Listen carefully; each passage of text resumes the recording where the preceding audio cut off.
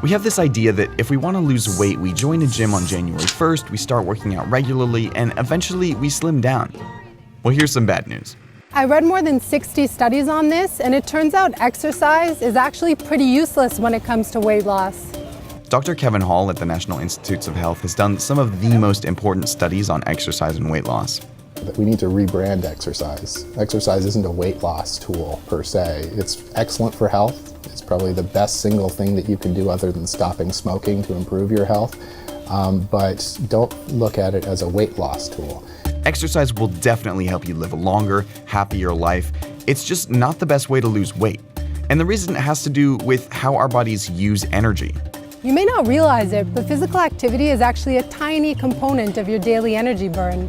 There are three main ways our bodies burn calories. These include your resting metabolism, so that's how much energy your body burns just for its basic functioning, just to keep you alive, basically. The other part of energy expenditure is the thermic effect of food, and that's just how much energy is required to break food down in your body. The third part of energy expenditure is physical activity.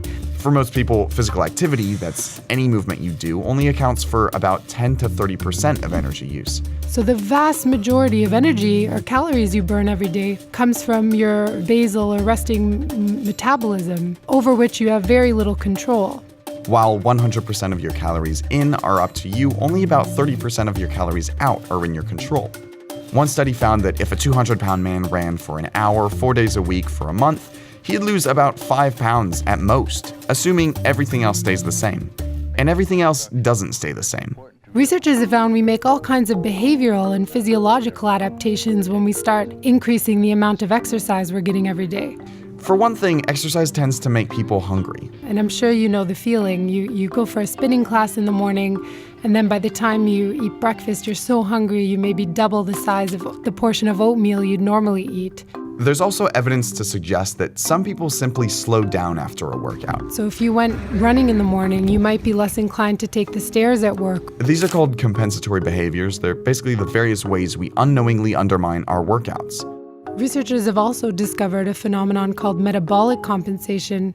As people start to slim down, their resting metabolism can slow down, so the amount of energy you burn while at rest is lower. That means that this bar might shrink as you start to lose weight. There's still a lot of research to be done, but one study from 2012 is particularly interesting. They went out into the middle of the savannah in Tanzania to measure the energy burn among a group of hunter-gatherers called the Hadza. These are super active, lean hunter-gatherers. They're not spending their days behind a computer at a desk.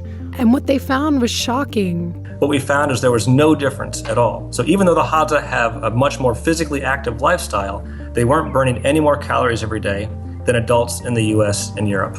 Somehow, the energy they used for physical activity was being offset or conserved elsewhere. So how do they stay slim? They don't overeat. We can undo the calories that we burn off in exercise pretty quickly.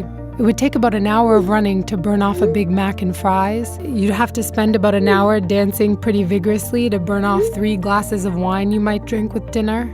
An hour of cycling really intensely on exercise bikes to burn off about 2 donuts.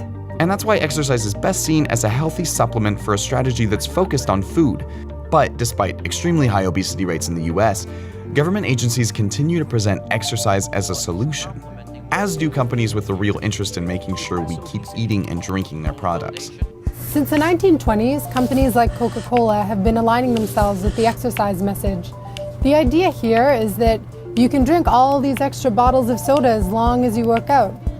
But as we're seeing, it doesn't work like that. Actually burning off those extra calories from a can of soda is really, really hard. We have an obesity problem in this country, and we shouldn't treat low physical activity and eating too many calories as equally responsible for it. Public health policymakers should really prioritize improving our food environment to help people make healthier choices about what they eat.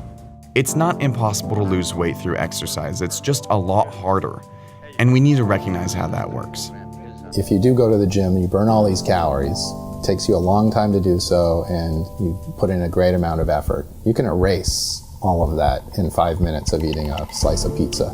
The relative magnitude is actually quite surprising, and most people don't fully appreciate that.